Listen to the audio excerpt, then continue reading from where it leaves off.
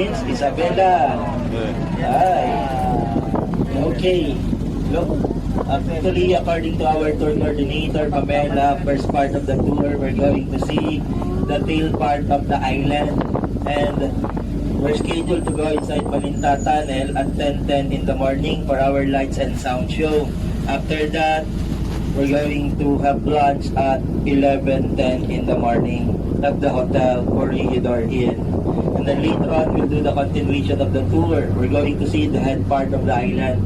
We'll be back into the latest time, 2:15. Departure time, 2:30. So that's our itinerary.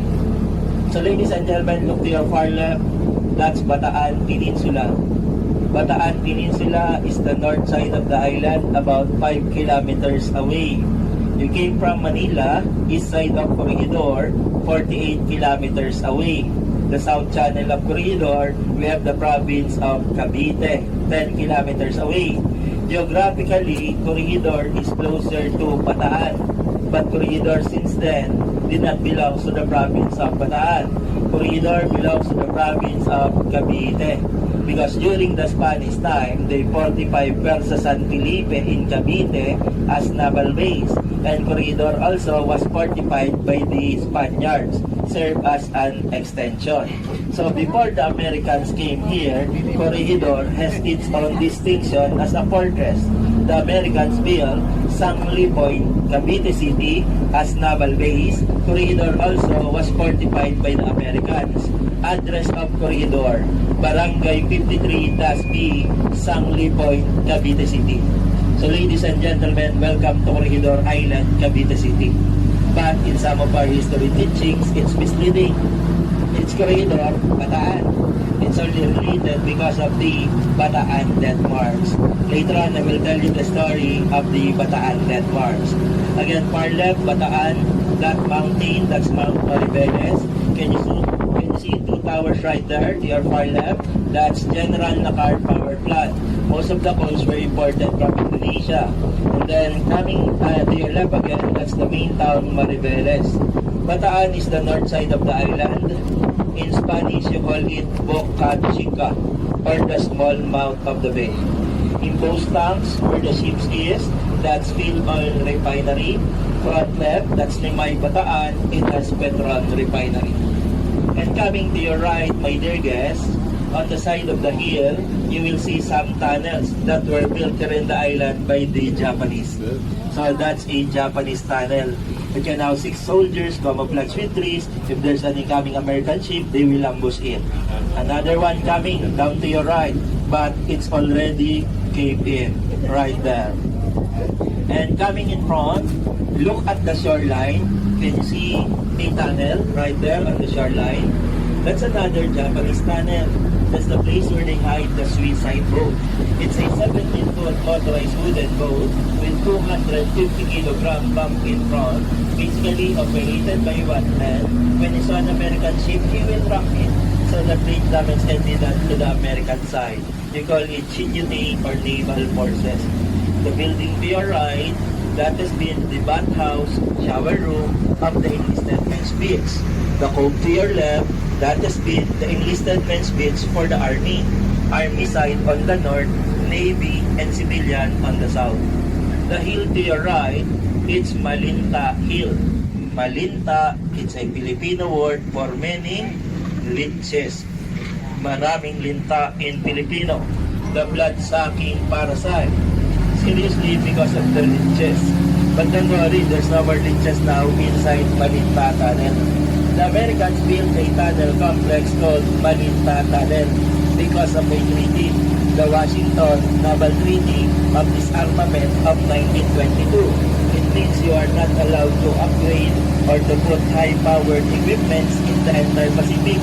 So what they did is a tunnel complex for storage purposes of strategic materials stockpiled there in the island. And in the event of war, that will serve as a bomb-proof shelter like what happened before. Coming to your right, That's the north entrance of the Malinta Tunnel that leads to the 1,000-bed hospital. The regional hospital is located on the middle part of the island. It is shaped like a cross. There's a red cross paint on top of its roof. It's another mark that it's the hospital. In the event of war, you are not allowed to bomb church, school, and hospital. That was part of Geneva Convention. But the Japanese did not sign that treaty. Japan was ratified in Geneva Convention 1953 only. And imagine the amount of bombs that were dropped here in the island by the Japanese. The island received 27 days continuous bombing from the Japanese. So the hospital suffered the night hit. The Americans transferred the hospital inside Malinta Tunnel. They converted those lateral offices to become 1,000-bed hospital. Did you know that according to some veteran nurses who came here, they said that the condition of the entire hospital before, it has a 1-inch dry tick of blood all over the whole hospital. If you want to read about the heroism of the female nurses, you may find the book, The Band of Angels. The nurses were dubbed as angels. 124 female nurses, 20 of them were Filipina. They were the last one evacuated. They were sent to University of Santo Tomas internment camp in Manila, and they continued to tend civilian until liberation. Aside from the hospital inside Malinta Tunnel, President Quezon inside Malinta Tunnel. So later on, we'll see the interior parts of the Malinta Tunnel. We have an optional tour there, the lights and sounds presentation. And it's one of the highlights of the tour. Later on, I will tell you more about it. So earlier, the boat dock on the north side, we saw Bataan. Coming here right now, we will see the province of Cavite, which is the south channel of Corregidor. Cavite is the big mouth of the bay. In Spanish, you call it Boca Grande. Corregidor is situated in the mouth of Manila Bay. Very strategic in location. That's why the Spaniards and then the Americans fortified this island. And did you know that Corregidor, it's one of the largest islands in the mouth of Manila Bay that was fortified by the Americans. In the mouth of Manila Bay, we have 5 islands, and 4 of these islands were fortified by the Americans, part of the construction of the defense of the harbor of Manila Bay, to protect Manila, our capital city, from any warships. To your right, we have 3 more fortified islands. The first one, to your front right, can you see that island closer to us? That's Caballo. Caballo is a Spanish name for horse. That island was fortified by the Americans, called it Fort Hughes, named under Brigadier General Robert Hughes. Did you know that island, until now, is still restricted because it still has some bombs that did not explode during the war, being guarded now by our Philippine Navy, Caballo Island. And then to your extreme right, can you see that island closer to the coastline of Cavite, the one with the slit on top that looks like a heart shape? That's Carabao. Carabao Island is a Spanish name for water buffalo. That island was fortified by the Americans, called it Fort Frank, named under Brigadier General Royal Frank. The interesting island in the mouth of the bay, my dear guests, if you look in between Carabao and Caballo, look at the coastline. Can you see that flat, dark, rectangle-shaped island that looks like a ship? That's not a ship. That's an island that looks like a ship. Imagine before, it was a camel-shaped island. It was bulldozed by the Americans, level it, make it look like a concrete battleship. 2 stories above the water, 2 stories below the water, the unsinkable ship, Fort Drum, El Fraile. The Americans stole there the biggest gun, 14-inch turret. Did you know that during war, the Japanese keep on shelling on that ship? And the thinking of the Japanese, why that ship is not sinking? That's not a ship. That's an island that looks like a ship. And the Americans came back. 64 soldiers of the battleship Musashi were killed. The Americans poured gasoline there and ignited it and blow. That island was on fire continuously for 3 days. Fort Drum, named under Brigadier General Edward Drum. Fort Frank, Fort Drum, Fort Hughes, Fort Mills. This is your gate, protection to your home, which is Manila, your capital city. And down to your right, that has been the Navy base, and that has been the concentration camp when the island surrendered to the Japanese May 6, 1942. 13,000 soldiers were gathered there under the heat of the sun, no food, no water being given to them. They stayed there for 2 weeks, enclosure with barbed wires. Filipino and Americans were separated by an imaginary line, and you are not allowed to cross this line because you will be killed by the Japanese.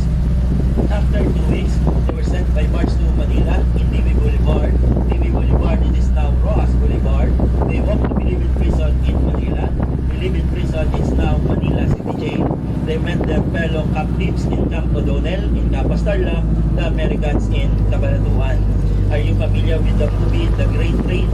That's one of the most successful rescue missions by the Americans in the entire military history.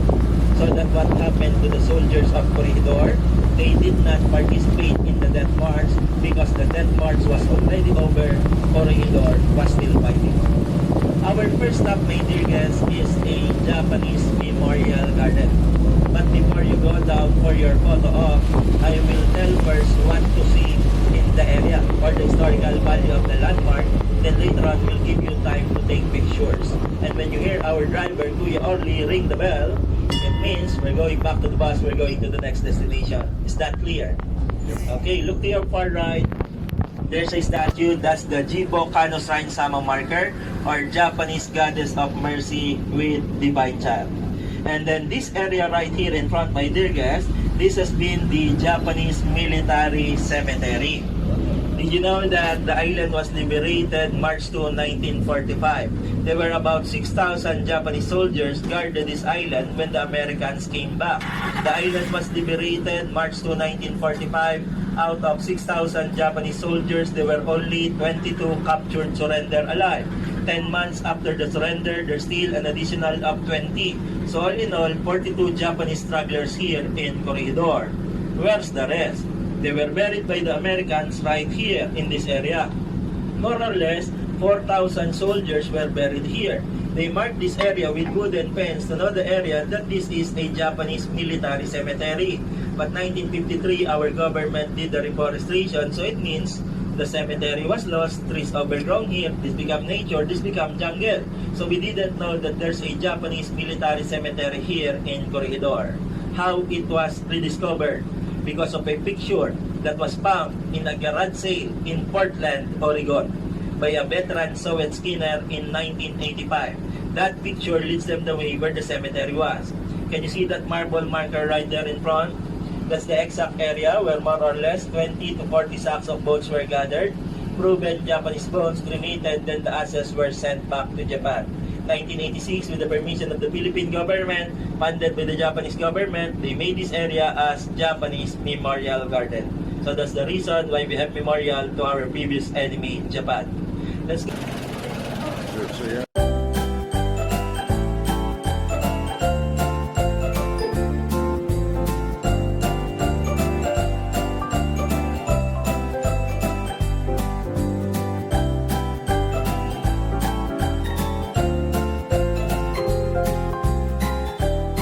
Behind you, that's the take of Caballo. So because of the picture, because of the backdrop, they easily rediscover the site. Later on, we will visit this American gun. The Japanese use this as their backdrop of their propaganda picture.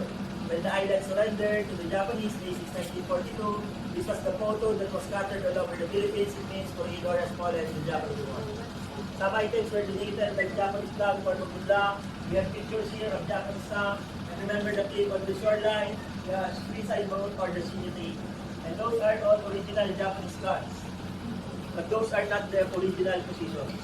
You can go there, take pictures, but no fighting on top of the gun. Any questions? Photo.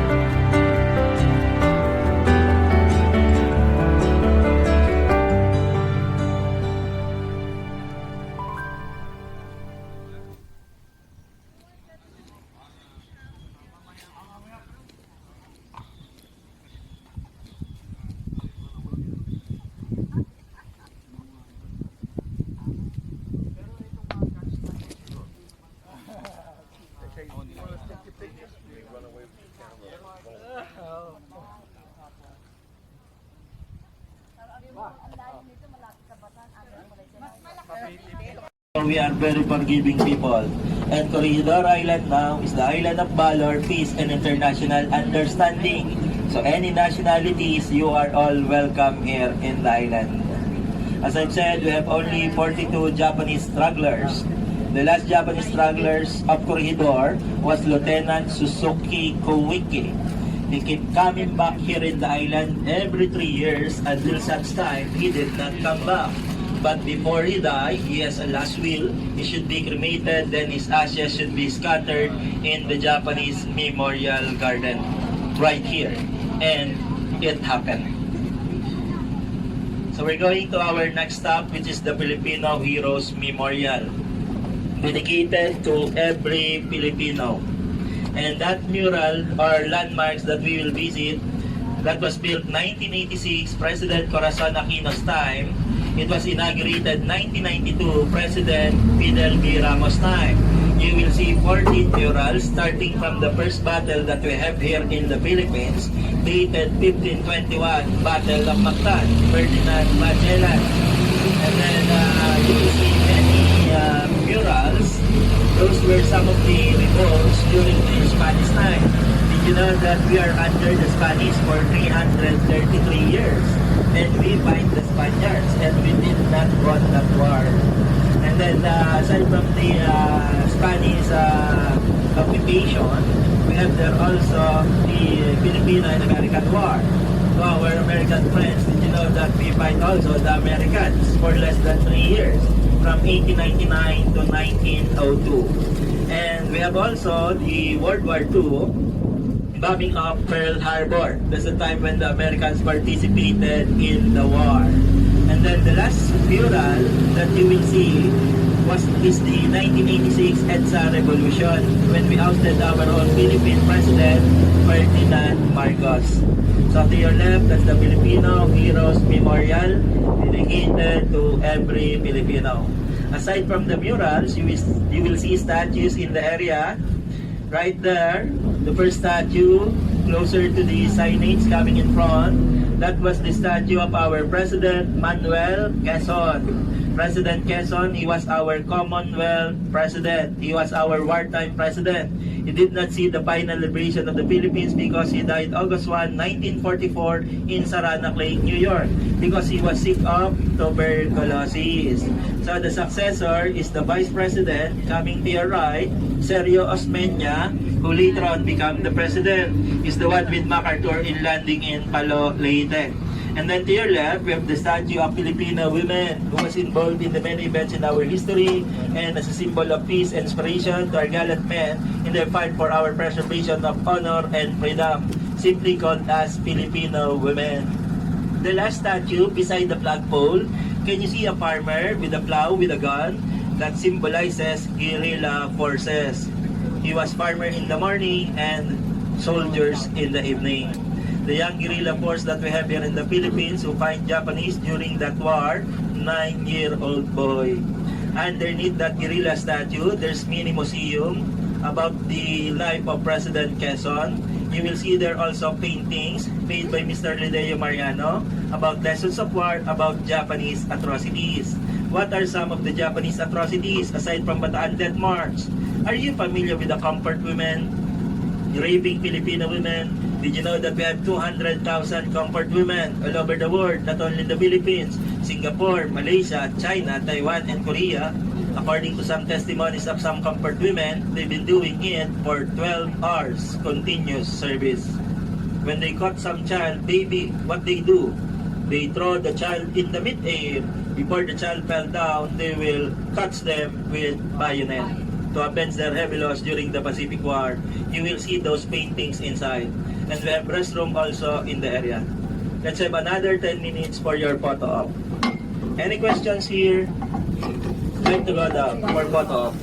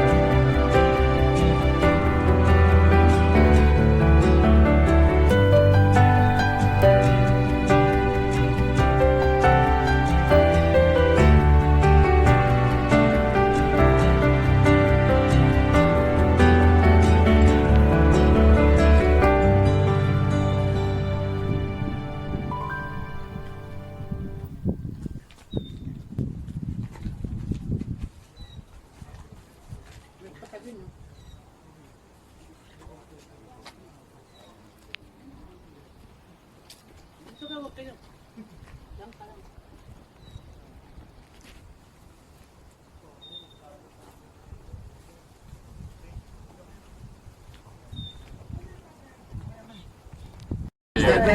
deal. That's right. So again, that's our Filipino Heroes Memorial. Later on, I'll tell you more about our simple Philippine history timeline. Okay? So the next part of the tour, my dear guests, we're going to the one of the highlights of the tour, which is the lights and sounds presentation. There's an optional tour there, the lights and sound show, the Malinta experience. Why is it optional? Because there's payment. You need to pay 200 pesos just to see the show. But again, it's one of the highlights. Again, you come here to explore the Corregidor. The lights and sound show will last for 30 minutes. It was written by Filipino national artist Lamberto Abellana. You will see life-size diorama made by Filipino national artist Napoleon Abeba. The narrator of the show, late news anchorman Frankie Evangelista. So later on, you will see statues inside. There's lights that will focus on those statues, and you will hear simulated voices of President Quezon, General MacArthur, General Wainwright, and General Masaharu Homa. Aside from the statues, you will see pictures about Corregidor War, movie clippings about the Death March, the disappearing gun, the Bansai video, and how the Japanese blew themselves inside Malinta Tunnel. The last part of the presentation will be the Philippine National Anthem. Again, the cost of the ticket, 200 pesos. The proceeds goes to foundation that will serve as your donation to the managing firm of the island. And if it's part of your package, you've been given a ticket at Manila that will be collected from you before the show will start. If it's not part of your package, you need to buy a ticket. Later on, I will show you the ticket counter. If you're not watching the show, you will not see the presentation. After the show, you can take a quick look of the interior parts of the Malinta Tunnel. But I'm suggesting you watch the show because again, you came from a long way just to visit Corregidor so that you will not miss any presentations. And the show will start at the east, come out also at the east. We can pass through on the west because of the landslide portion of the west side. And this is the time that you will see the main tunnel. Imagine the main tunnel measuring 836 feet long, 24 feet wide, 18 feet the original overhead arches of the tunnel. The main tunnel has 24 side tunnels, 13 in the north and 11 in the south. The north tunnel system has an extension of 12 more. That's the one that goes to the hospital. The south tunnel system has an extension of 32 more. That's the one that goes to the Navy tunnel. All in all, is like 75 tunnels underneath Malinta Hill. It's a very extensive tunnel. Did you know that during the Japanese occupation, Malinta Tunnel was not destroyed?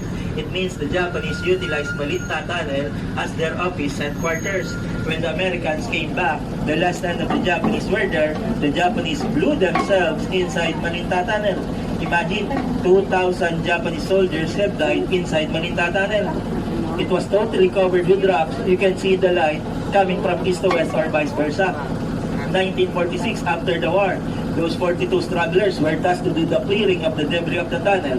1976, Malinta Tunnel was totally retrofitted. And that's the diagram map of the Malinta Tunnel to your front right, my dear guests. We're now on the yellow dot.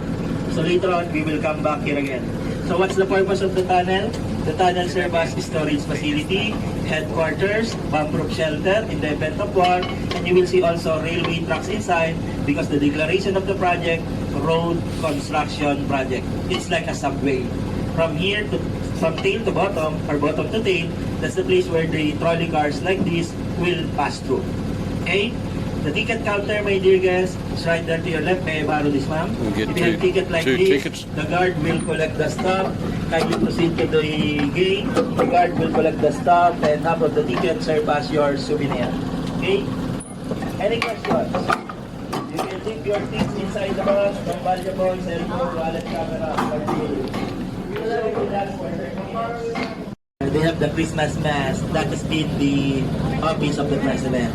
And that has been Malacanang Palace. Because the seat of government, it was transferred right here. And then the one with the tables, chairs, typewriters, that's the one that goes inside to the 1,000-bed hospital.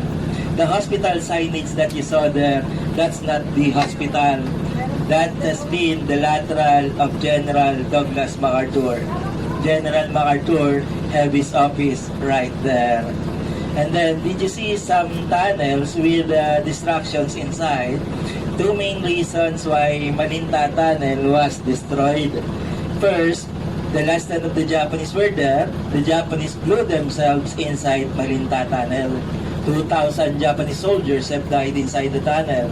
And to make sure that there's no Japanese soldiers that will ever survive, the Americans climbed the hill, poured gasoline there, then they ignite it and blow. And the tunnel that you saw, especially the sandblasting, it's already new one.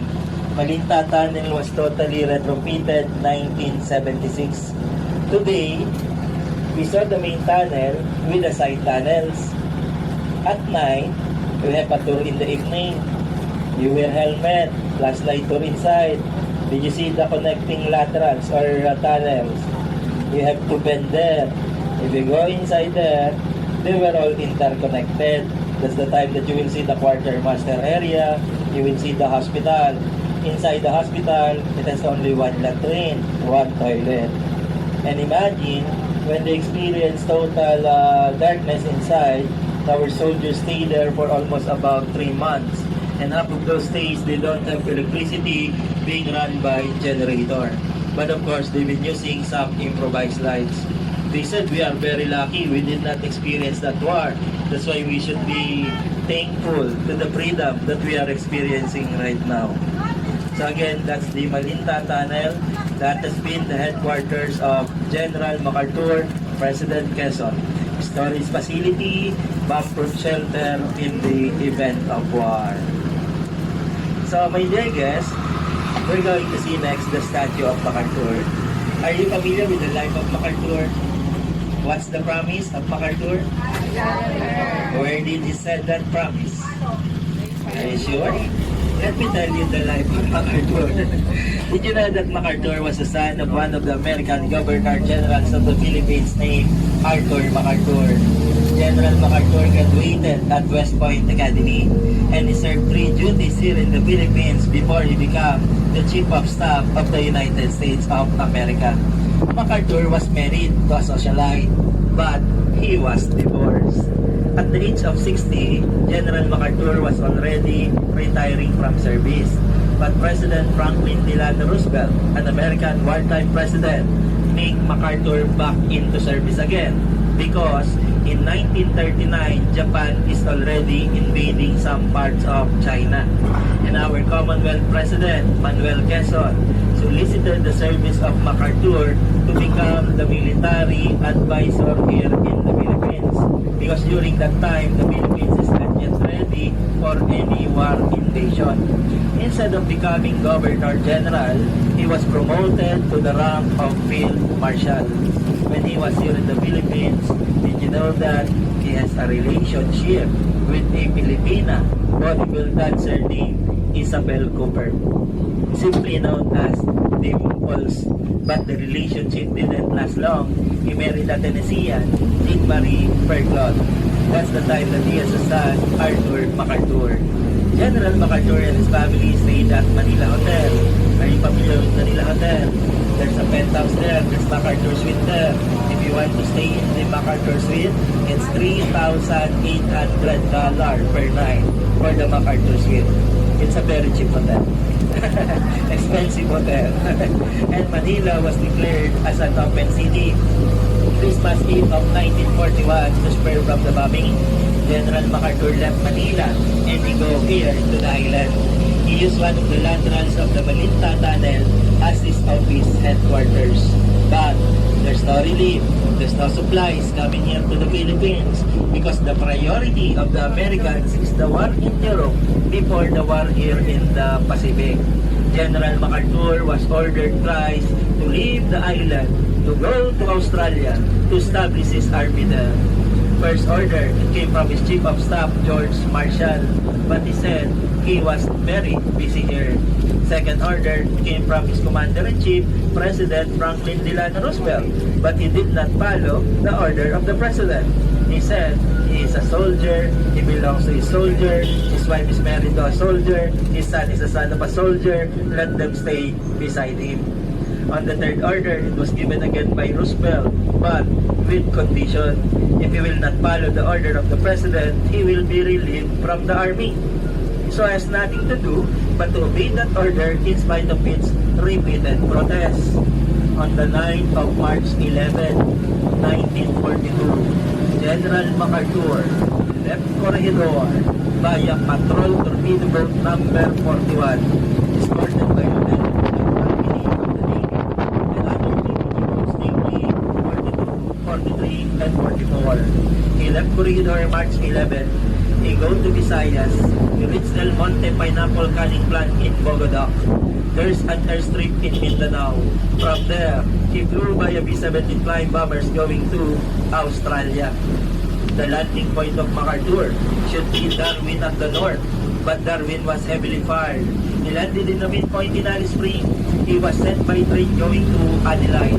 When he reached Tirawi, a place in Australia, he said there, I came out from Bataan and I shall return. So the promise was said in Australia, not here in the Philippines. When he came back and landed in Palo Leyte, he said, people of the Philippines, I have returned. But President Roosevelt angered MacArthur because of the word, I shall return. It should be, we shall return. The American people, not only MacArthur himself, but that propaganda speech of MacArthur, it was coined by our very own Filipino, Carlos P. Romulo, the Filipino press aide of General Douglas MacArthur. Ladies and gentlemen, coming to your right, on that docking area, on that body of water, that was the departure point of MacArthur for Australia. And to continue the life of MacArthur, did you know that MacArthur was relieved into service because of the Korean War, because of insubordination to President Harry Truman? One of his most famous speeches at Congress, he said, old soldiers never die, they just fade away. General MacArthur died at the age of 84 because of sickness, biliary cirrhosis, too much drinking, and his remains is in Norfolk, Virginia. So that's the story, the life of my uncle, MacArthur. So time to go down and meet General Douglas MacArthur. Come on, photo up? No? Lunchtime. Okay. Now wants to go down, huh? So we're going to the hotel for lunch. He's the only person and coming in front I've ever heard talk about Australia. Of the Corregidor Foundation Incorporated, mandated by law, the island is being managed by the government, which is under Government Control Corporation, and that has been Nuestra Senora del Carmen, school exclusively for Filipino women. But our company, Sun Cruises, we are the managing firm of Corregidor Island. We're the one who cater tourists from Manila going here via MT Sun Cruiser Tour, and then the bus, the Tranvia Tours, and for the hotel accommodation is Corregidor Inn. Coming to your left, that's the generator room of the hotel. Diesel type, 75 and 125 kVA diesel type generator. To your right, that's our transient houses. Me and your driver, we live right there. We are workers of Sun Cruises, but not permanently living in the island, only transient workers. Ladies and gentlemen, we have the hotel, Corregidor Inn. We'll give you 50 minutes for lunch. Be back in the bus exactly in 12 noon. After that, we do the contemplation of the food. Is that clear? Yep. You will have your lunch at the Grandes Hotel, which is Corregidor Inn. Why is the Grandes? It's the only one, the only hotel here in Thailand. So kindly do bring all your things because our driver also will have his lunch. See you later by 12 noon. Enjoy lunch. Bon appetit.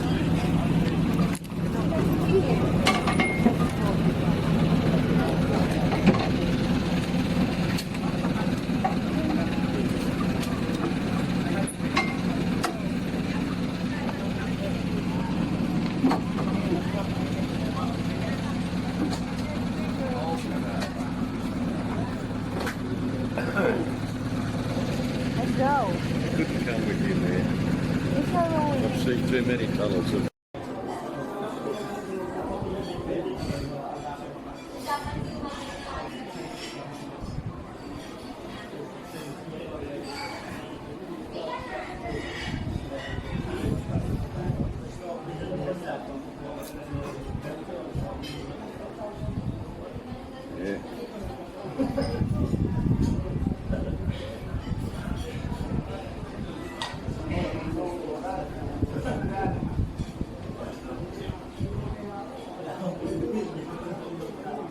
The dishes, tinola, chicken soup with chili leaf. Yes, sir. You asked me earlier about the tinola, so Filipino dish, sir. And then the vegetable salad that you have, that's water spinach. In Filipino, we call it kangkong. Yes, with fish sauce. Bago. No, it's KA. Yung case Yes. ko, kay Luz, okay na. And then the dessert is the banana sweet. Then after banana sweet, no more banana sweet, they have the rice cake. Yes. Made in January 1990. They have the brown rice cake. Yes. But and if you want some ice cream, they have vegan ice cream. Organic ice cream. Birthday nga sa akin ay birthday. Isa na lang. Again, that's the hotel Corregidor Inn. 31 rooms. If you want to stay overnight, on top of your package, you have to add 500 pesos for weekdays, 800 pesos for weekends. 31 rooms. No Wi-Fi, no TV, air condition. Good to relax there, huh? Yes. Fully air conditioned, hot and cold shower. Yes. It's a boutique hotel. Including the breakfast. Yes, on the following day. Dinner and lunch on the following day will be optional. Will be a la carte. But again, it's only you add 500 pesos on top of the day tour package. You have the hotel accommodation and you have breakfast on the following day. It's good What will value, you isn't it? do if you stay overnight? In the afternoon, we have the It's good outdoor value, isn't it? activities, the sunset tour, hospital visit, and then the Malinta tunnel tour. In the morning, you have to wake up early, see the sunrise, and hike for the Japanese tunnel. So those are some of the things to do here in the island. If you want to do swimming, we have the swimming pool behind our bus, 3 to 5 feet swimming pool. They said it can accommodate 200 people, standing ovation only. And then we have the South Beach area. From here, going to the beach, is like 5 minutes walking. So later on, we will show you the South Beach area. 1991. The hotel undergone renovation year 2016 of November. It was closed to the public 2017. It was open to the public February of 2018. It's a boutique hotel. That has been the Provost Marshal Office. That's the place where the Filipino workers used to get their permit so that they can have a work here in the island during the American time. Corregidor Island, my dear guests, in 1953, this was declared as a historical national shrine. So because of that law, no permanent civilian should live here in the island. So again, mandated by law, the island is being managed by a foundation. For the foundation, more or less 50 workers. For our company, Sun Cruises, 50 workers for the hotel operation. It's like 100 workers living in the island. It was only in 1986 when this was transferred to the We look Department out the left to of go to Tourism. Australia. This area that we are traveling right now, my dear guests, this was part of the old community, Barrio San Jose. In honor of Patron St. Joseph the Worker, they built church here and it was renamed as Barrio San Jose. We have 2,000 civilian population living in the island during the American time. Normally, they're the one attached to the military. It's like housekeeper, maid, cook, gardener, but it's also a good way of living. Coming to your front left, that's the San Jose Church. But we don't have a priest here in the island. And did you know that 5 couples have been married inside the church? If you want to be the 6th one. If you have a problem, if you don't have a groom or bride, don't worry, it's already part of the package. Your topic, sir. Okay. And then coming to your right, we have here the Wainwright marker. And this has been the movie house for the Filipino. They used to film Filipino movies or Tagalog movies only right here. And General Wainwright, my dear guests, he was the successor of MacArthur. When MacArthur left Corregidor, March 11, March 10, he summoned Wainwright for the transfer of command. And General Wainwright is the one who surrendered unconditionally to the Japanese to prevent sacrifice more on human life. His heroism is in Bataan and his martyrdom is in Corregidor. General Wainwright became prisoner of war. He was sent to Japan doing hard labor, farming activities. He was rescued by the Russian army in Manchuria. The second pen that was used by by MacArthur in the signing of instruments of surrender, it was awarded to General Wainwright. The first pen was awarded to the Navy, General Percival. General Wainwright survived the war. He died because of natural death. Did you know that MacArthur wanted Wainwright to be court-martial because of what he did? He surrendered the Philippines to the Japanese instead of pursuing the court-martial. Did you know that General Wainwright received hero's welcome to the people of America? That's why MacArthur did not push through the court-martial of Wainwright.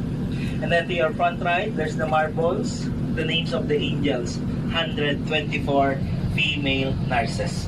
And then this big field right here to your left, this was part of the old community, the old marketplace. In the marketplace, they have here also like in the Chinese tradesmen, Chinese grocery stores, and Corregidor Bazaar. Normally, this is the place where the Filipino usually go shopping.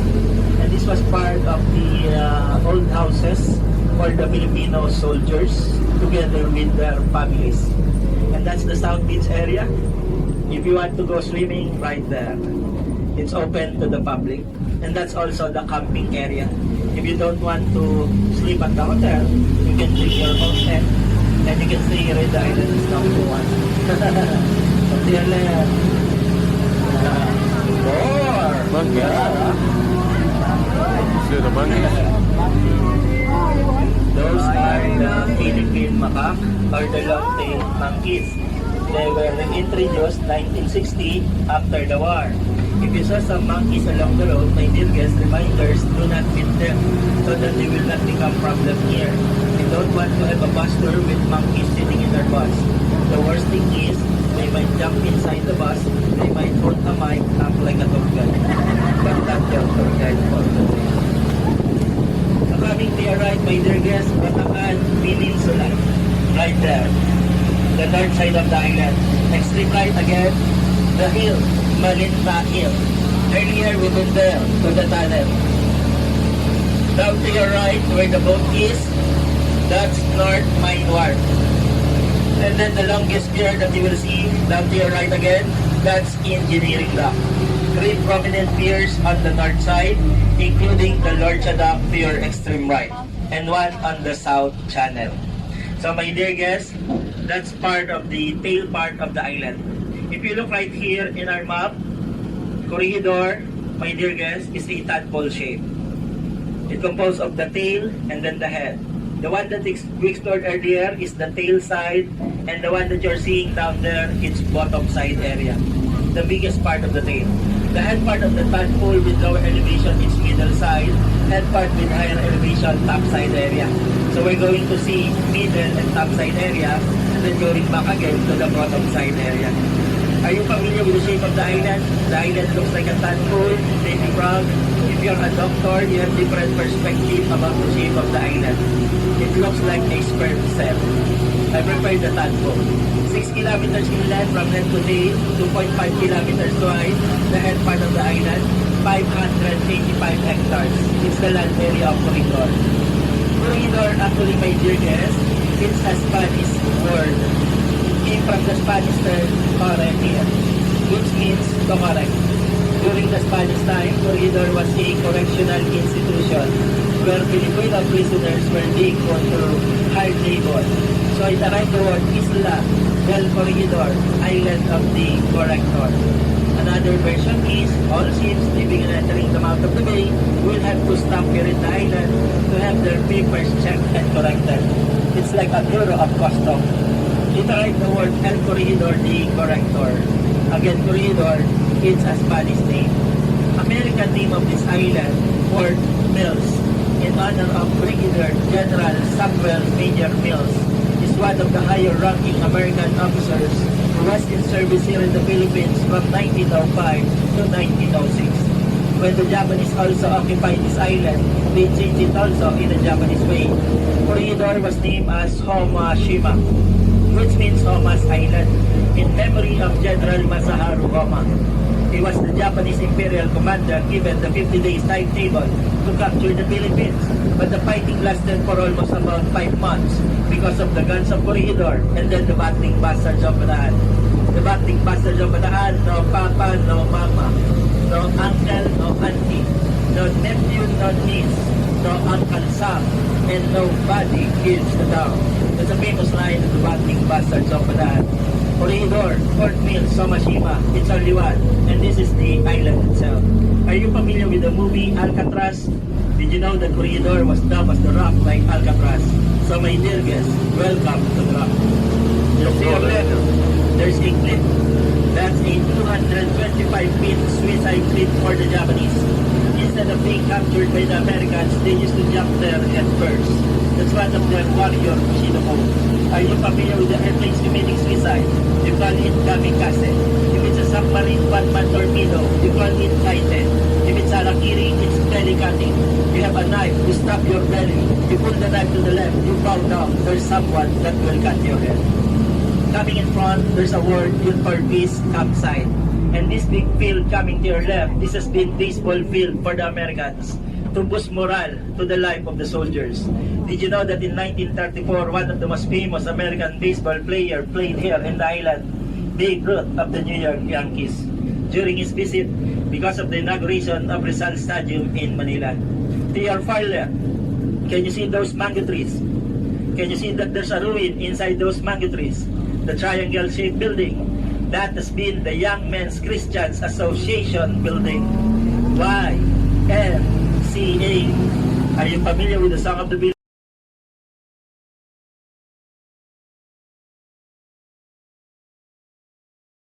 The soldier.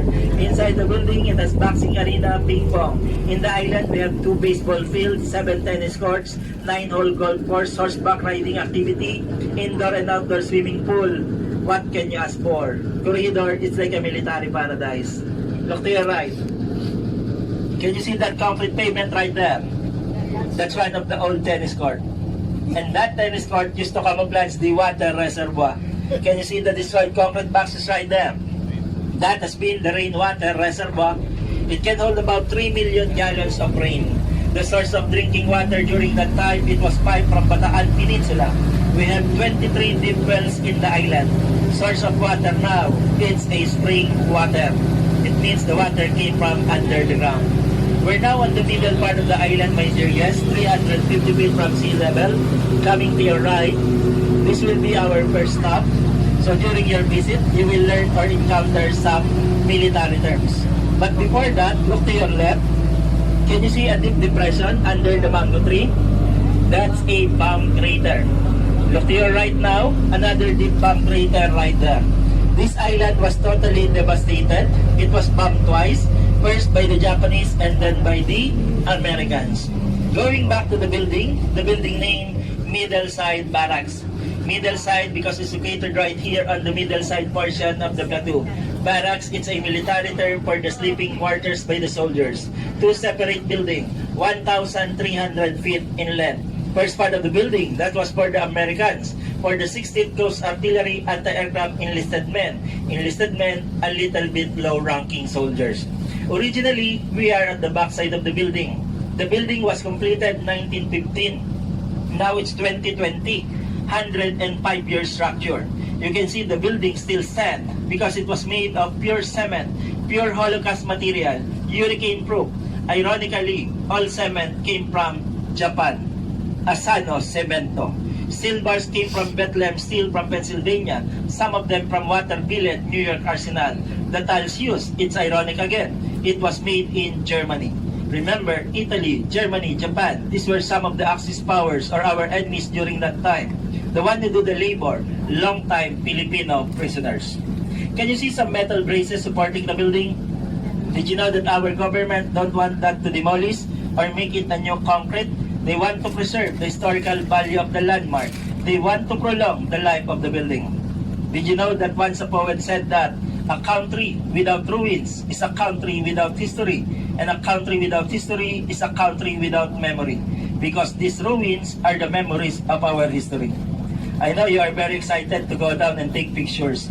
Reminders, my dear guests, you are not allowed to go inside to the building because we don't want you to become part of history.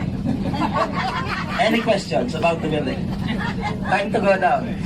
Picture. We need the pictures.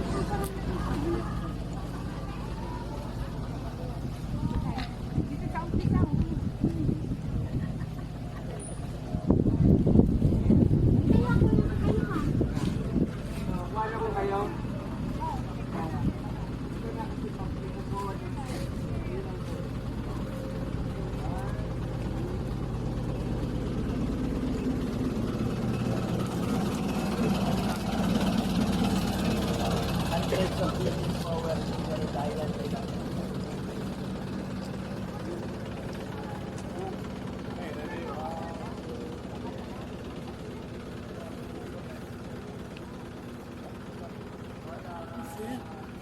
You pay same us, same me. But I pay double. Yes. We do everything the same.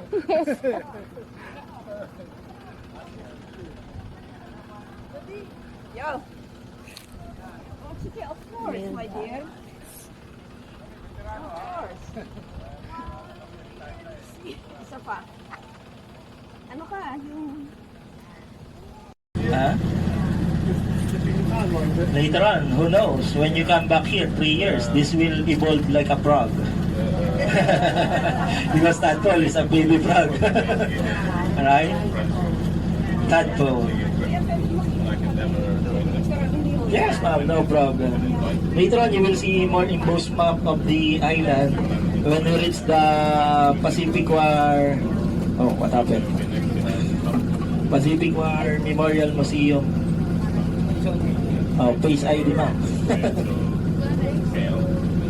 Not yet po, hindi pa tabo. And later on, when you reach the museum, my dear guests, you will see the picture of the barracks, how it looks like before, during the war. The one that we're saying right now is after the war. If you may ask how many soldiers died inside the building, my answer, none. No one died inside the building. Because most of the soldiers were on their designated gun batteries. Imagine the Philippines was bombed December 8, 1941. And that was 10 hours after Pearl Harbor was bombed. The island was bombed December 29, 3 weeks after the entire Philippines was bombed. So they were prepared already. And going back to the building, did you notice that inside and outside the building, there's no broken glasses? Because they use windows made of oyster shells. The Capiz type, Spanish type windows. Later on, if you're not familiar with the oyster shells, especially to our foreign friend, in the lighthouse area, I will show you some oyster shells windows. And look at the direction portion of the building. Again, it was bombed twice. First by the Japanese and then by the Americans. It can house 4,000 soldiers, double-decker beds. And until now, the building is still being destroyed because of typhoon and earthquakes. Corregidor Island passes also of typhoon and experiences also earthquakes aftershocks. So that was for the Americans. Oh, luckily we have goats, not ghosts. But if you stay overnight, so there's a different tour. But the catch is like ghost hunting, but there's no ghosts here. I've been working here for almost about 13 years. I haven't seen or experienced a ghost. Originally, I came from southern Tagalog, Batangas. I'm on the 20-kilometer radius of the mouth of the volcano, Taal. And to your right, that's still part of Middleside Barracks. And that was for the 91st Philippine Scouts. 91st Philippine Scouts were mostly Filipino soldiers under an American officer. And normally, they belong to the United States Regular Army. Because during that time, we are under America.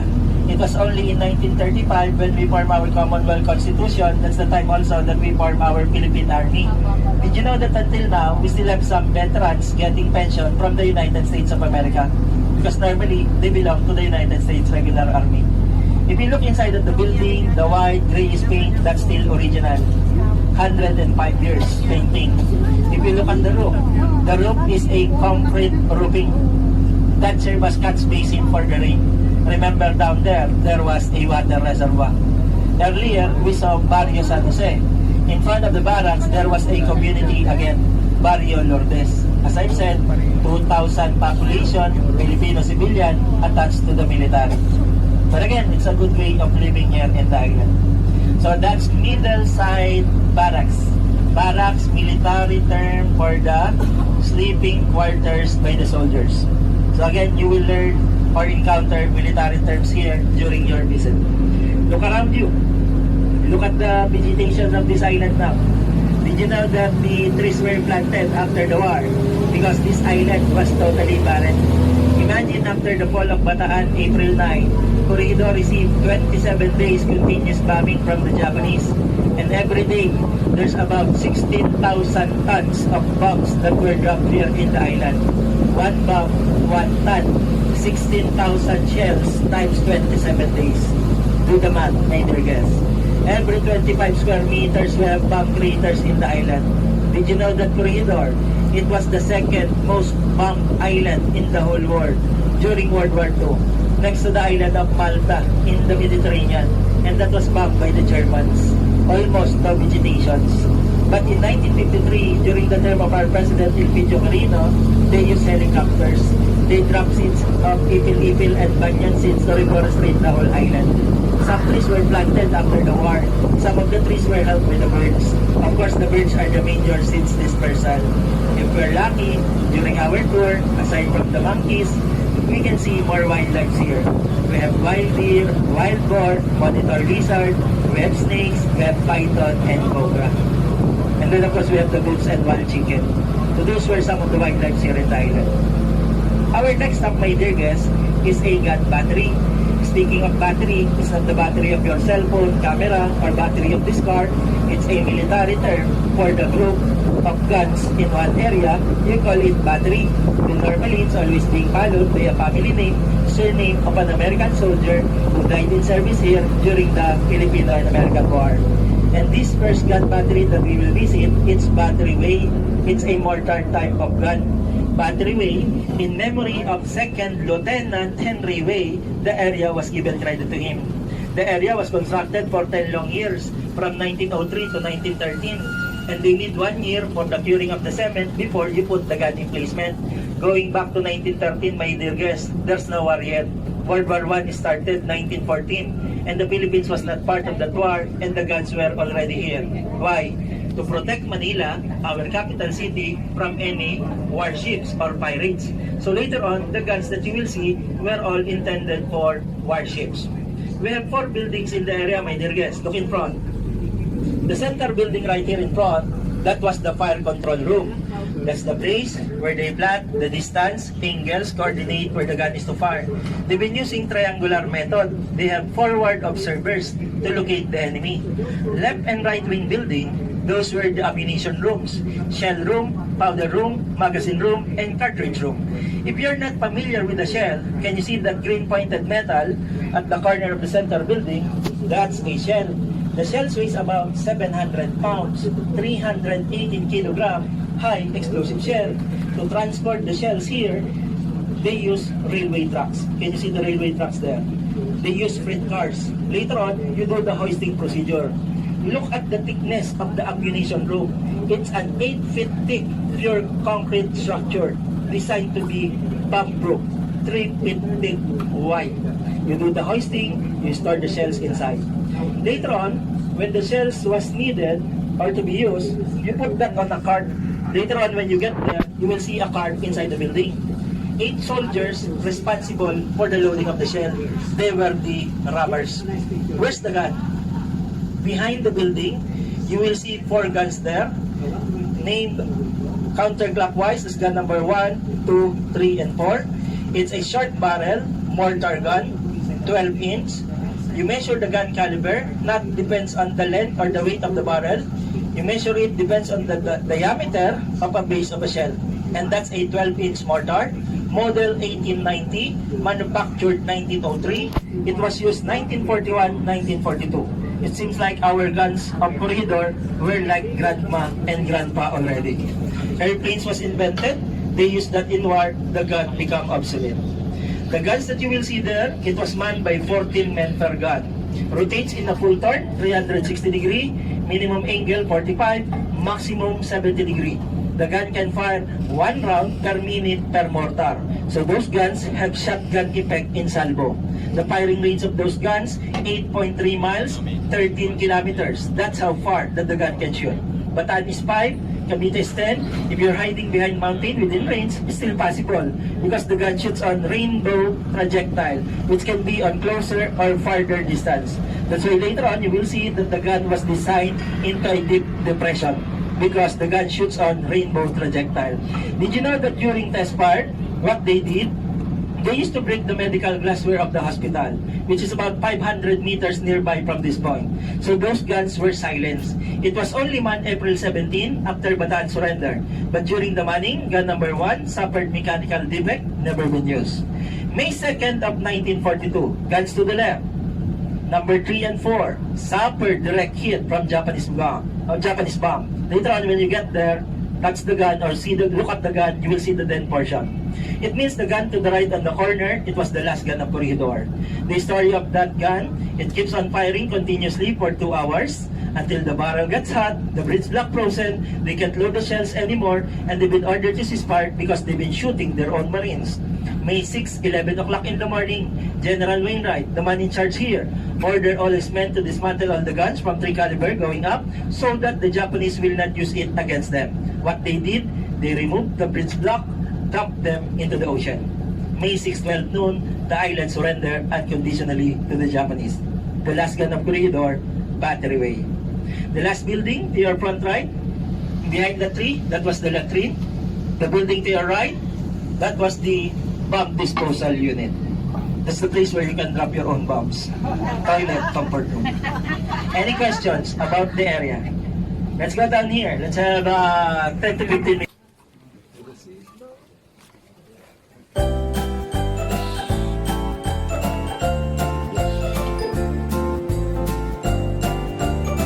Oh, look at that trees, Jay.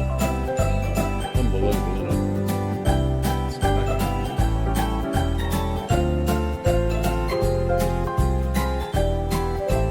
You see the source of the guns here. That was the shell that was fired.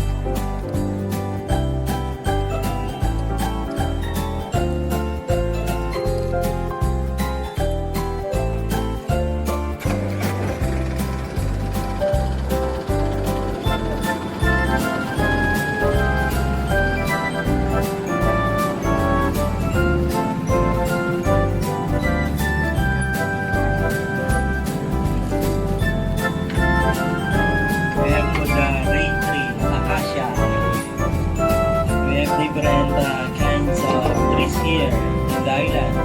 Behind our bus, mango tree. Extreme left, we have the tamarind tree. Very extreme left, we have the java plum. Duhat, lomboy. Duhat, Bisaya, lomboy. Tagalog, duhat. Java plum, English. And those were the food of the monkeys.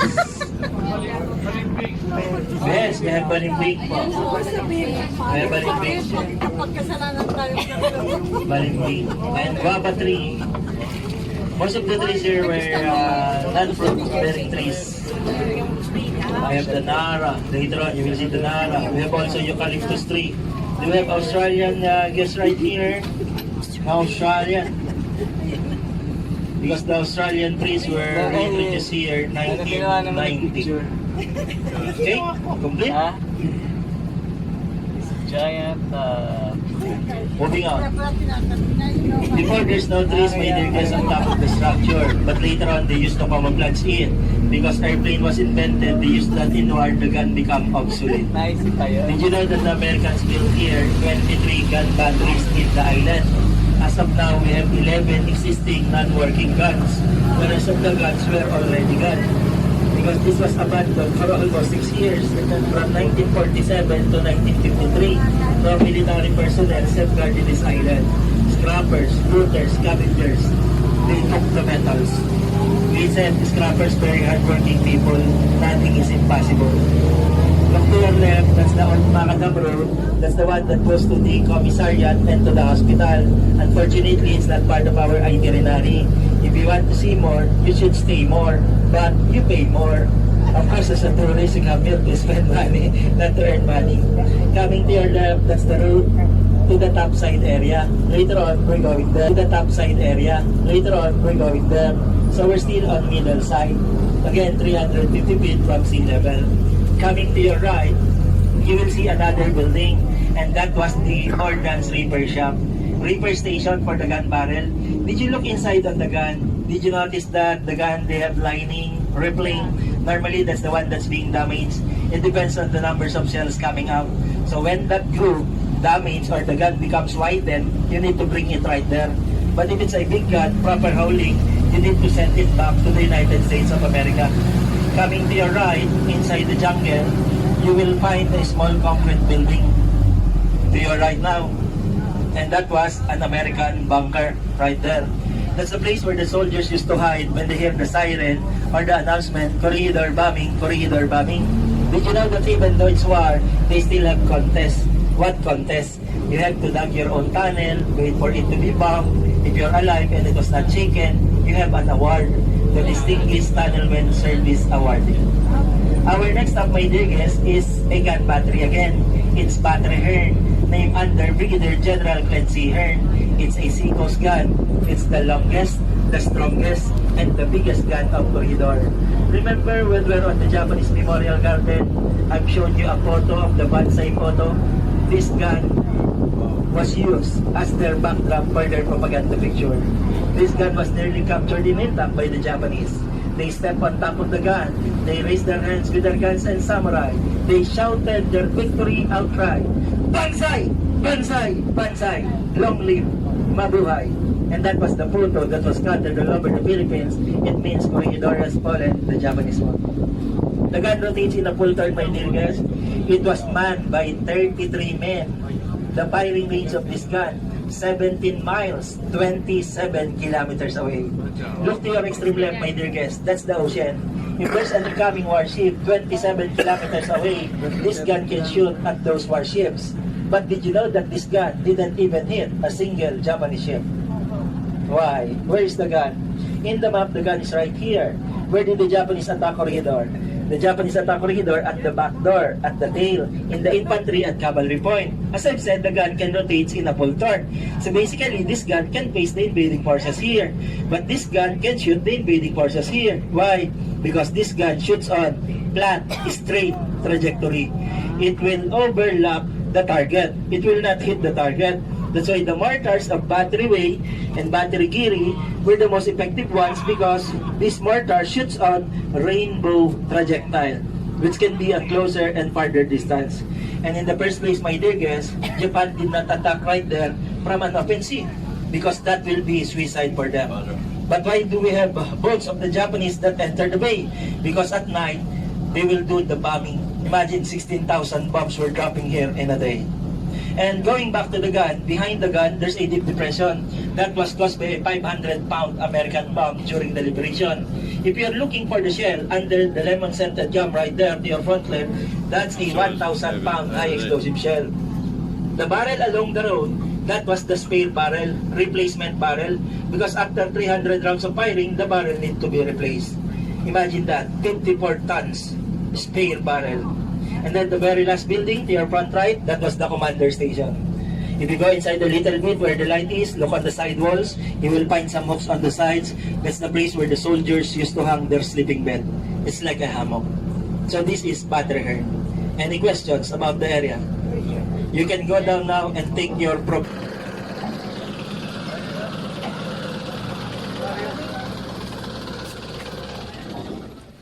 Actually po, this is the best time to explore the island, the dry season. Because if it's raining, you cannot go out.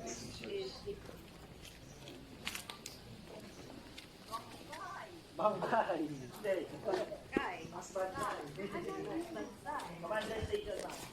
And that's also the place where they powder. And that's also the place they glass.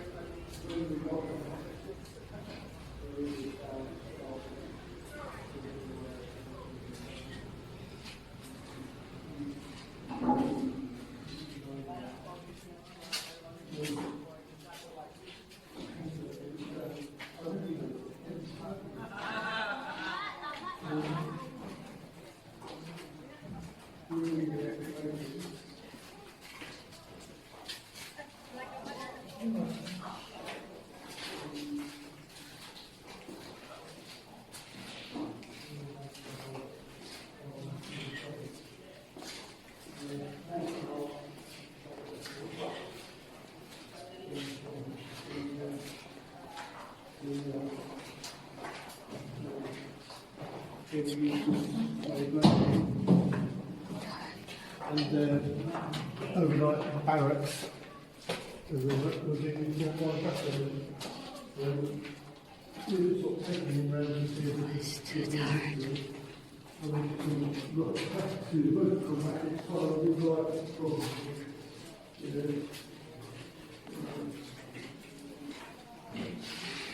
So the marina never happened to it. We knew that right there, there's some danger of the war.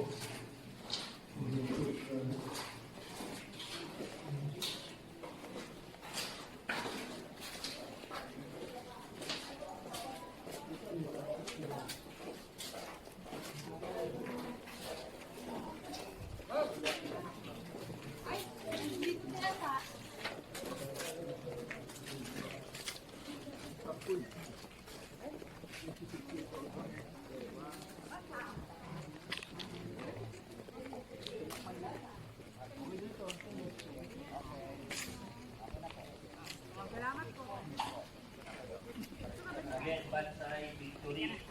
One side, major flag. Backside.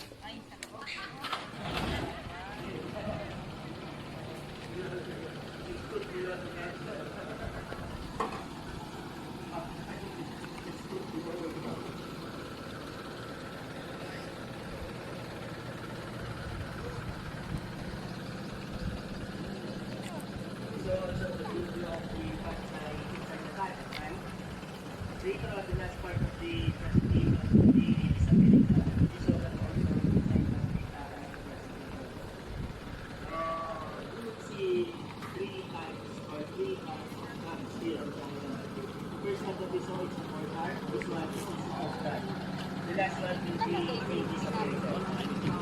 our next stop, I'll give you more time. It's like 25 to 30 minutes because more points of interest to see there. And that's the top side area. It's a bit rustic green. Again, to your right, that's the spare barrel, replacement barrel. After the tour, we're giving it for free souvenir. If you can carry it, you can bring it home. This road that we're passing through, this was built 1986. First 5-year development in the island by the Corregidor Foundation Incorporated. But originally, this has been the railway tracks for the trolley cars. This bus that we are riding, it's a replica of an old trolley car, like the cable car in San Francisco. Corregidor was dubbed as Little San Francisco, the best little railroad in the world. Reversible driver seats. The one seated in front, higher ranking American Commission officer. Second and third row, that will be for the family of the higher ranking American Commission officer. Fourth and fifth row, that will be for the Filipino and American enlisted men. Sixth and seventh rows, that will be for the Filipino also, civilian, with ticket passes from the superintendent. If the tram was full, the ones given priorities were those higher-ranking American officers, next will be ladies, and then lastly will be children. If the tram was full, and then there's a beautiful lady that will ride in a car, it depends on the conductor. If you are not that much beautiful, sometimes you are being removed from the car. That's the way it was before. Who wants to go down? No, you are all beautiful. To our foreign friend, my dear guests, you are very lucky if you marry a Filipina. Very caring, very loving, very beautiful. You will live 100 years old. Not full of misery. Okay, our building coming right there, here there. But as you can see, nature is taken over again. We're now approaching the top side area. We will pass through only. We already stop at middle side. Look to your left. Look at the directed portion. That has been the mess hall. According to Japanese intelligence, MacArthur having his breakfast right there, but they were wrong. MacArthur was inside Malinta Tunnel. Earlier, we saw middle side barracks. Two separate buildings, 1,300 feet inland. The building that you are seeing right now, it's only one. Much longer, 1,520 feet, 463 meters. Considered to be as the world's longest military barracks by that time. It got its name, Mile Long Barracks, even though it's not 1 mile. 3-story building, 8,000 soldiers, double-decker beds. Even soldiers can jog in from first floor to third floor, you will not get a mile. Almost a mile, because 1.3 kilometers. 1 mile is 1.6 kilometers. And that's the barracks with mess hall, reading lounge, barbershops, bowling alleys, and indoor swimming pool. Again, imagine the way of living by the Americans. They start to work from 8 o'clock to 12 noon. After that will be 1 hour lunch siesta. The rest of the days will be more on recreational activities. Look at the second floor. You will find an orange emblem. That was the insignia for the 59 Ghost Artillery Anti-Aircraft Enlisted Men. Coming to your right, another baseball field, and that was the traditional parade ground. That's the place where the soldiers used to do their drill, and that was the drop zone A for the paratroopers. February 16, it's the D-Day of Corregidor. 2,000 paratroopers parachuted here. The landing feet should be 1,000 feet. They made it into a 500 feet. Imagine how low can the paratroopers can make that jump. And 19 were killed during the drop. February 16 to March 2, 1945, that's the time frame for the liberation of Corregidor. The Japanese attacked Corregidor at the tail. The Americans did it at the head part, coming from Mindoro, doing the parachute drop. And if you want to see the swimming pool, coming to your left, on the first floor, you will see deep depression inside, with trees growing inside, and that has been the indoor freshwater swimming pool. In the island, they have saltwater outdoor swimming pool, 15 meters by 27 meters. It means the water came from the ocean. End of trolley line, coming to your left, and we have the guns there. Those are all original guns, but those are not their original position. Coming in front, there's a building. To your left now, that was a theater, movie house, cinema, 781 seats capacity. They used to film English movie only right there. The last English movie that was shown there, it's a classic movie, Gone with the Wind, with the famous line, "Frankly, my dear, I don't give a damn." Jeez. That's also the place where soldiers used to do their cultural presentations at night, where soldiers wear white tuxedo. They used to hold pageants, beauty queens there. Later on, you will see Miss Corregidor inside the museum. To your far left, that's the Pacific War Memorial area. That will be our next stop. What are we going to do is we'll drop you there at the far end. We'll give you 30 minutes in the entire memorial. Later on, our bus will park in between the movie house and then the bachelor's officers' quarters. This building coming to your left, that has been the bachelor's officers' quarters. Bachelor stands for single, higher ranking American officer. Ladies, if you're still single, that's the right place for you. If you are married, you belong to the senior family quarters room. Coming to your right, we have the Fort Mills headquarters. On top of the headquarters, there was a chapel. For whom? For the Jewish, for the Christian, for the Protestant. You can visit the chapel anytime because it's a rotatable altar.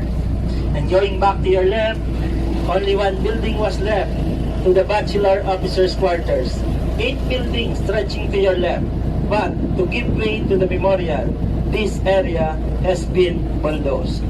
Pacific War Memorial was built 1968, President Ferdinand Marcos time, funded by the American government, $1.23 million.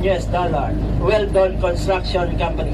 One of the consulting architects sa Filipino, our national artist for architecture, Leandro Locsin. It composed of the museum to your far left. It's the repository of the artifacts that were found after the war. You will see pictures of Corregidor before and during the war. It's air-conditioned. It has a restroom and souvenirs, guest logbook if you want to write your name. I suggest spend more time in the Pacific War Memorial Museum. Coming to your left, that one looks like a helmet or a parachute. The structure, the Dome of Valor. Underneath that Dome of Valor, there's a circular marble that represents as an altar. Dome altar. Every May 6, this is the place that we do wreath-laying ceremony in commemoration of the fall of Corregidor. Of course, the fall is not that much celebrated. It was more on remembering. Last May 6, it was the 77th commemoration of the fall of Corregidor. It means 77 years ago, the war has ended. We don't want that to happen again. That Dome of Valor, it has an opening on top, symbolizes hope. If it's raining, the altar gets wet. If it's dry time, sunlight passes through on that hole, and it gives a very perfect circle to that altar.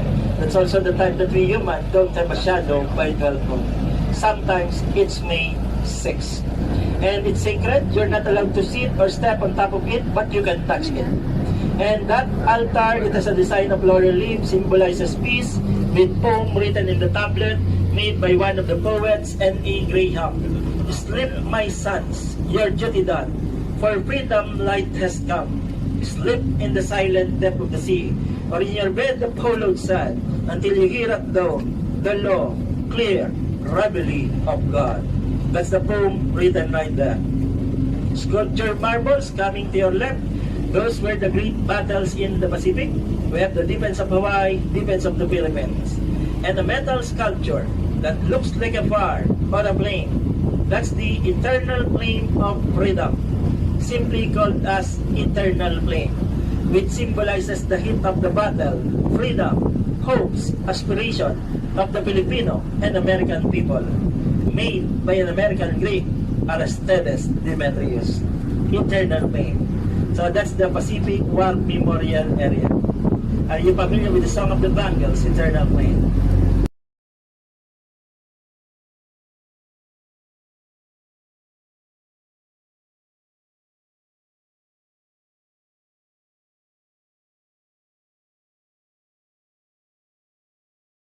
Of the island to see the bird's eye view of Corregidor that looks like a tadpole. Even though the lighthouse is the highest point, you cannot see this view at the lighthouse. Coming to your right, kindly hold on to your seat. You want more? Okay, look to your right. This is the head, right? Can you see the heel? Can you see an opening at the midpoint? That's Malinta Tunnel. That's the reason why we did not exit there because of the landslide portion. Look at the flat landmass. Can you see a white structure on the flat landmass? We've been there. That's the Goddess of Mercy, the Japanese Memorial Garden. The one that looks like a separate island is not separated. There's connection. You can tell whether it's high tide or low tide if you can or if you can see the connection. That's what you call Hooker's Point. So this is the tadpole itself. North side, small mouth of the bay. South side, big mouth of the bay. In front, Bataan. Behind Bataan, Pampanga. Clockwise, Bulacan, Manila, Cavite. Those are the provinces, cities surrounding the mouth of Manila Bay. What are we going to do? For those who are interested to do walking tour, this is the drop-off point. You walk here, you go to the plane, you go to the dome, you go to the museum. Our bus will park in between the bachelors and then the movie house quarters. We'll give you 30 minutes. Be back in the bus exactly 1:30. Courtesy for the elders, if you don't want to walk, 5 minutes, the bus will stay here, take pictures, and then after 5 minutes, Kuya Orly will drop you there closer to the museum. Freedom of choice. Any questions?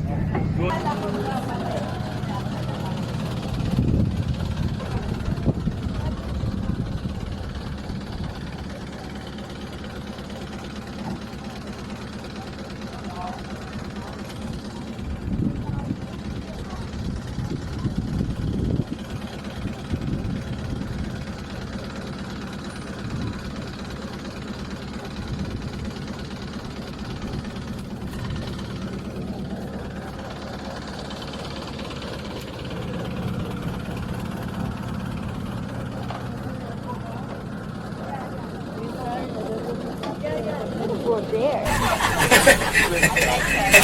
British. British. See, I'm just making jokes so that you will not sleep. So to your left, that's the Brothers in Arms, Filipino and American Friendship Park. The one that is wounded is a Filipino being held by an American soldier. In Georgia, Atlanta, there's a park there with similar statue like that, but it's vice versa. The one that is wounded is an American soldier being held by a Filipino soldier. They call it American-Filipino Friendship Park. And then this marker in front, the rank force marker, tribute marker to the paratroopers. Is there anyone here who came from Texas? None. Because we have Aggie, Texas commemorative marker right there. 27 soldiers graduated from Texas. They fight here also 15 days before the fall of Corregidor. Out of 27 soldiers, only 5 survived. To commemorate the bravery of the Texas soldier, that marker was placed right there. Again, the Fort Mills headquarters, completed on 1915, Roman numerals. In front of the headquarters, we have 2 guns. Those were Spanish guns that become a long post by the Americans. And then look at the wrecked portion inside. As I said, everything was bombed here in the island. Coming to your front right, duplex-type houses for the senior family quarters row. If you look at the senior family quarters row, they have chimneys. Philippines is a tropical country, we don't have snow. It was designed according to American standard. They said when they were American, they should have also in the Philippines. But those abuses that serve as bomb passage for the kitchen. Coming in front, my dear guests, the lighthouse is the highest point of the island, 628 feet from sea level. If you want to climb the lighthouse, 58 steps going up, you can be there outside to see Bataan, Cavite, Manila, and an open sea. But again, we saw already the best view of the tadpole.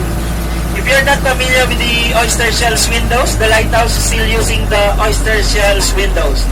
In front, that tower, that has been the observation tower. To your right, the tower with the staircase outside, that's the vessel traffic monitoring system, radar station operated by the Philippine Ports Authority. You're not allowed to climb up there. Behind the lighthouse, we have embossed water tanks. Behind those water tanks, that's Globe Cellular Station. If you're using Globe, you have signal. Left and right wing building, those were the lighthouse keepers converted into kitchen area and souvenir shops. So for the ladies, this is the right time for shopping. We'll give you 15 minutes here to climb the lighthouse and photo op and shopping.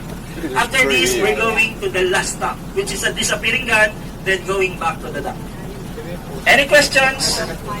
Time to go down. No, you can go up there. Photo op. It's only 15 minutes. Shopping. Up the thing. I want to. Oh, you Like reckon need us, a lot like the more like than 15 us. minutes. Well, you do it tomorrow. Don't forget when you hear the bell. The silver coins. If you have one silver coins, it can cost you $50, $50, 2,500 pesos for the silver coins, ma'am. If you get the, I think if I'm not mistaken, the 1906 silver coins, it worth ₱1,000,000 collector's item. Because before the silver becomes more of value, they gathered it again, returned it, and in the inventory, 50 were not returned, 7 were identified where it was, and then the rest were missing. The silver coins. Bullions of silver coins were dropped in between Caballo and Corregidor by the Americans so that the Japanese will not get it. And only 1/3 of the silver coins were recovered. You saw some pieces of silver coins in the museum. If you're looking for gold, there's no gold here.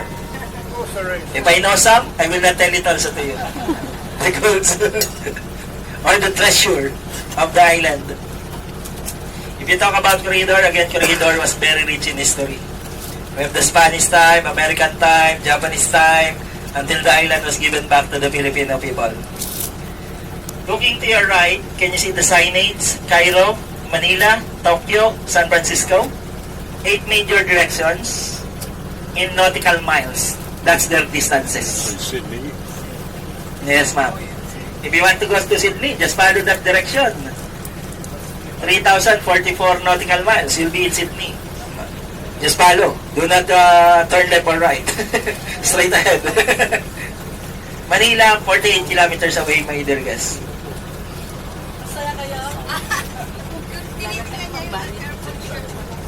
Airborne. We have there some military shirts. Like MacArthur, I Shall Return, the 5 Otter, the Paratroopers. Oh, no, the soldiers. It's a chemical reaction between the rocks, minerals, and then the ocean. And normally, we have a saying, take nothing but pictures, kill nothing but time, leave nothing but footprints. But for the souvenir, again, you have the history of the island, right? The pictures of Corregidor. So my dear guests, we are under the Spanish for 333 years. But before that, Philippines is like a kingdom. Did you know that the first tourist that we have here in the Philippines? It was the Arabs. They spread Islam. 1565, we got our name, Filipinas, in memory of Prince Philip of Spain, who later on became King Philip. 333 years, Spanish time. 1898, we have Battle of Manila Bay because the Americans have a conflict with the Spaniards, sinking of the U.S. battleship Maine in Havana Harbor, Cuba. The outcry of the Americans, remember the Maine, to hell with Spain. Here in the Philippines, Battle of Manila Bay, May 1, 1898. And the Americans easily won that war. On the following month, June 12, 1898, my dear guests, we declared our independence from the Spaniards. We raised our Philippine flag in Kawit, Cavite. We have President General Emilio Aguinaldo. We thought that we could gain our independence, but not, because here comes the Treaty of Paris. Did you know that we've been brought by the Americans to the Spaniards for the sum of $20 million, including 3 other countries, namely Puerto Rico, Guam, and Cuba. And then 1899, again, we fight the Americans until 1902. And coming in front, my dear guests, look, there's a flagpole. That one came from the mast of Spanish warship, Reina Cristina, after the Battle of Manila Bay. This is the place where the first American flag was hoisted with 45 stars representing 45 states. The white flag when the island surrendered to the Japanese May 6, 1942. March 2, 1945, this island was liberated. General MacArthur stood beside the flagpole, and I quote, "I see the old flagstaff still stands. Have your troops hoist the color to its peak, and let no enemy shall ever hold them down." That was the speech of MacArthur when the island was liberated, March 2, 1945. Did you know that it took me for 1 month to memorize that line? And to continue our Philippine history, 1935, again, we formed our Commonwealth Constitution. That's also the time that we swear allegiance to the United States of America. It should be a 10-year transition government, but it was interrupted by the Japanese. When Japan had bombed Pearl Harbor, December 7, 1941, 10 hours after Pearl Harbor was bombed, the Philippines was bombed. They bombed Clarkville, Pampanga, Ibasambales, and Subic. Corregidor was bombed 3 weeks after the entire Philippines was bombed, December 29, 1941. All infrastructures were in play, and all important installations were all destroyed. Again, Corregidor surrender, May 6, 1942, to prevent sacrifice more on human life, which is the most important thing. The Japanese won. They stayed in the island for less than 3 years. Japanese plan, Greater East Asia, co-prosperity sphere. Asia should be occupied by Asian. We have Filipino president during the Japanese colonial government system, and it's Jose P. Laurel. So the Japanese did not make any more building. Instead, they rebuilt, they restored some of the damages here in Corregidor, and they built more on tunnels. Then the Americans came back. General MacArthur fulfilled his promise, I shall return. The Philippines was liberated July 4, 1945. America granted our independence July 4, 1946. Did you know that we used to celebrate also the 4th of July as our Independence Day until 1962? President Diosdado Macapagal originally got the June 12, 1898. So that's our simple Philippine history timeline.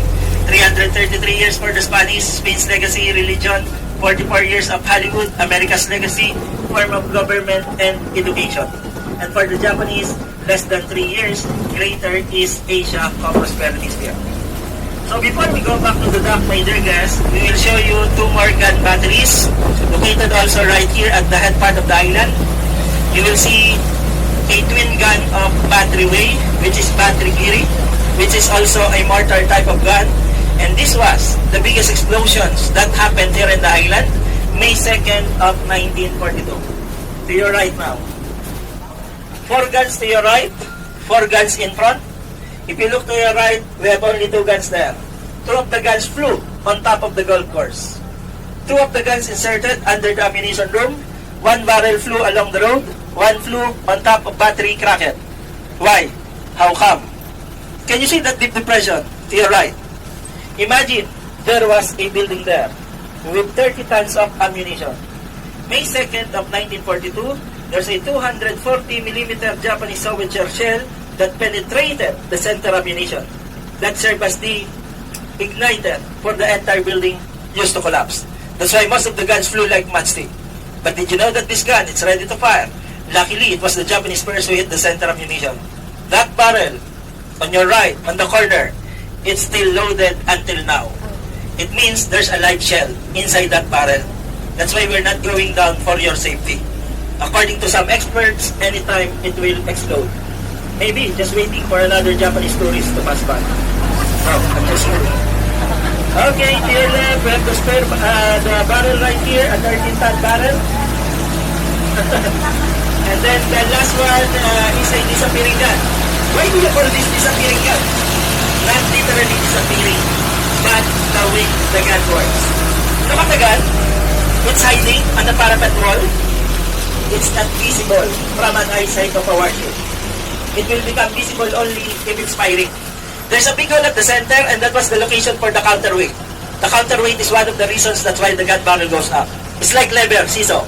Counterweight goes down, barrel goes up above the wall. Upon firing, it will hide again, ready for reloading. That's why you call it disappearing gun. It can't make a full turn because there's boundaries. 10 miles, 16 kilometers away. Firing range. 27 men, the one who manned the gun. This will be our last stop. Let's go down here. I will show you the counterweight of the gun. Anyone? No one? Oh, we have. Okay, let's go down. Come on. This will be the last stop. Let's go. This is the last one. I will just... So you could go and get a photo of that. His name after David Crockett. David Crockett. Crockett. Davy. On the Alamo.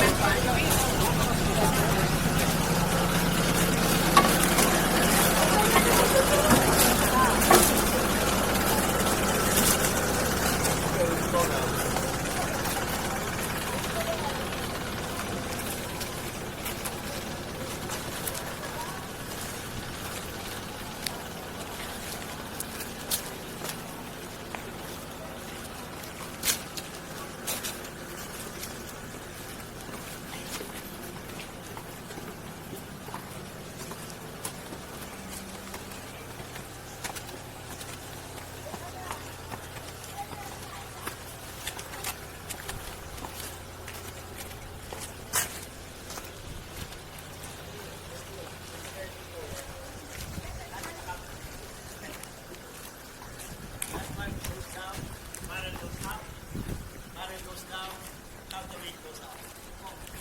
The weight of the barrel, 57 tons. The weight of the counterweight, 57 tons. Look up. Careful. It's like 18 to 20 feet. That's the counterweight, sir. See? It's already on the ground. They try to get it. They cut it. Sold. Metal. Money. Oh. Careful. Very deep hole. Yes. Take pictures. Then we go back to the box. Careful. Very good.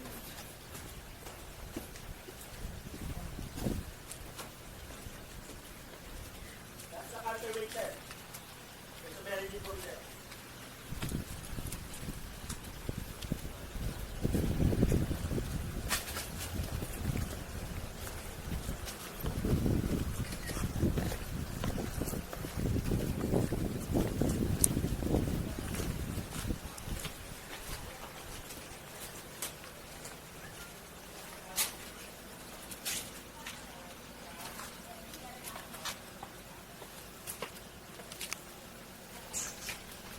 Ay, bigla ako nalula.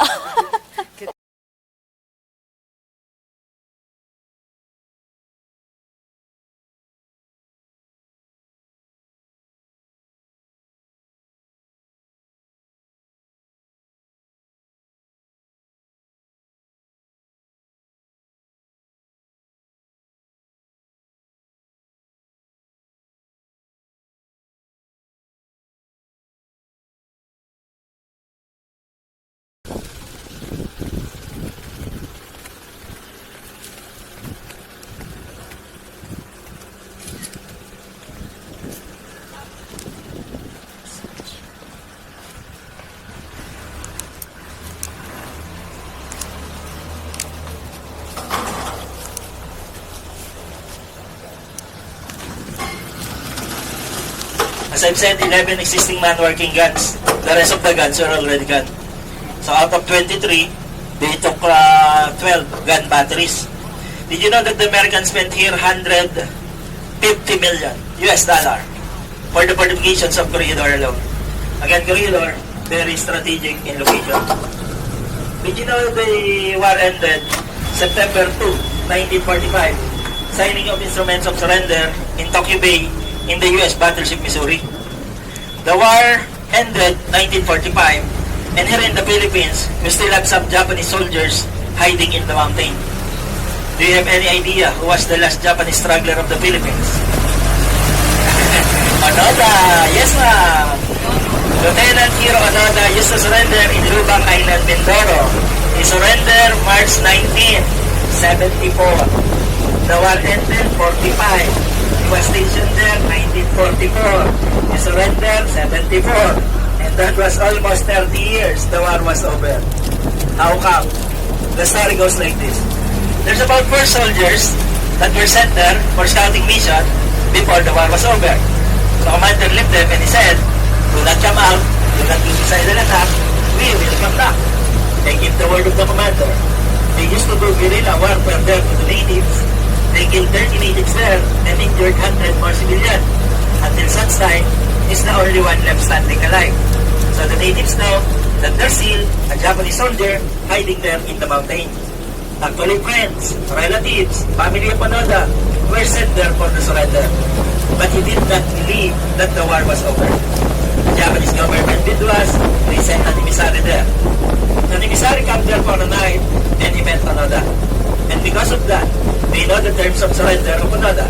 Onoda will surrender only based on 2 conditions. If he will be provided a written letter coming from the Emperor stated that the war was over. He will surrender only to his higher ranking commanding officer. So they made the research and luckily they found his commander still alive. A librarian in Japan but already aging. Soliciting the service of the commander, he was sent here to the Philippines March 1974. He gave the final order and said, "Come out, my son, the war was over." That's the time that he believed. He came out inside the jungle in his complete khaki uniform, with his samurai, with his pistol, couple of grenades and bullets. And formally presented to our President Ferdinand Marcos. He was interviewed by the media. The first question that was asked, how did you survive by hiding inside the jungle for 30 years? He said he used to survive by eating mangoes, banana, coconuts, aside from stealing chicken and carabao. That's the way how he survived. So he was given a presidential pardon by the president. He was sent to Japan. When he was in Japan, he became a headline. He became very famous. He became a hero. He received many marriages proposals. And he became very rich. Because he collected his back pay for 30 years. He was still a soldier. 1974, Japan was already modernized by that time. He didn't like the modern city of Japan. He transferred to Brazil. He bought a piece of land there. He became a cattle farmer. He made a book about his hiding for 30 years. No Surrender, My 30 Years of War. It became also a bestseller. He came back here to the Philippines 1996. He donated some amount of money in Lubang Island, Mindoro as payment for his atrocities, for the building, for the schools, for the children there. He came back in Japan. He died in Japan when January 16, 2014 at the age of 91 in Japan. Our last Japanese struggler of the Philippines, Lieutenant Hiro Onada. So my dear guests, I can guarantee you that there's no more Japanese soldiers hiding here. Is it a very interesting story? Imagine hiding inside the jungle for 30 years. What happened if we have Japanese tourists visiting the island? If we have 4 Japanese tourists below, normally they join the English guiding and understand English. But again, it will be more on the American or the Filipino side. If we have 5 Japanese tourists above standard, they were separated, given a Filipino guide speaking Nihongo. And it will be more on the Japanese side. It's like the weight that they won and the weight that they lost. For the English guiding, it's the other way around. The weight that we lost and then the weight that we come back. We have 2 sides of same history that happened during that time. They said the winner writes it all, but nobody wins the war. But our company made a program to the Japanese tourists. The information of the landmarks in English, it was translated into Nihongo. The Japanese tour guide, it has a cell phone recorded there, attached to the speaker. It's like from point A to point B. If you're going to point B, the information will be given is point B. When you reach the area, the guide will entertain. But sometimes Japanese tourists ask more on their Japanese war personalities. Like Captain Akira Itagaki, Colonel Genpachi Sato, General Masaharu Homa, and General Tomoyuki Yamashita. Are you familiar with General Tomoyuki Yamashita? He was the Tiger of Malaya. He was the counterpart of MacArthur when the Americans came back. He was once a classmate of MacArthur at one subject at West Point Academy. He said, see you at field, see you at war, it happened. General Tomoyuki Yamashita proven guilty because of war crimes. He was hung in Los Baños, Laguna. Not an honorable death for a Japanese soldier. If you hear the word Yamashita, next follow-up question, where's the treasure of Yamashita? Again, it can be real or it can be a myth. And if I know it again, I will tell it also to you. The treasure of Yamashita. If you have Japanese friends, if you talk about World War II, my dear guests, you'll be surprised. They don't know that they are the invaders or the bad people during that time. Did you know that in Japan, history was written in their history book, but never been taught to their young generations? It was right there inside their library. Not like here in the Philippines, we have a curriculum subject about World War II. That's why at the age of 10, our young generations knows our Philippine history. Did you know also that the Americans had some Japanese troops that were sent to war in Europe? The most Japanese decorated soldier under an American officer were the code name Tanisei, or the 442nd Regiments. Those are second generations Americans with Japanese ancestry. See? Americans have some Japanese friends. Ladies and gentlemen, that's all for today. Hope you learned our history here in the island. In behalf of the company Sun Cruises, once again, my name is Brian, your tour guide. Would like to say thank you to everyone for visiting Corregidor. Thank you for being a wonderful audience. And maybe someday, we can see you again here in the island. Like what MacArthur said, I shall return. Thank you also to our hardworking driver, Kuya Arlie. Come on, Kuya Arlie, acknowledge them. Stand up. Face them. Kindly do check your seats for the things that you may left behind. Same seating arrangement inside the ferry. If you don't have sticker, I'm sorry to say you have free accommodation inside the ferry. Some of you will be given comments and suggestion form inside the ferry. You are free to write any comments and suggestion about your tour guide and about your driver. So let's wait for the bus to park properly before you go down. Once again, maraming salamat po. Enjoy the rest of the cruise going back to Manila. Thank you and good day. Salamat po.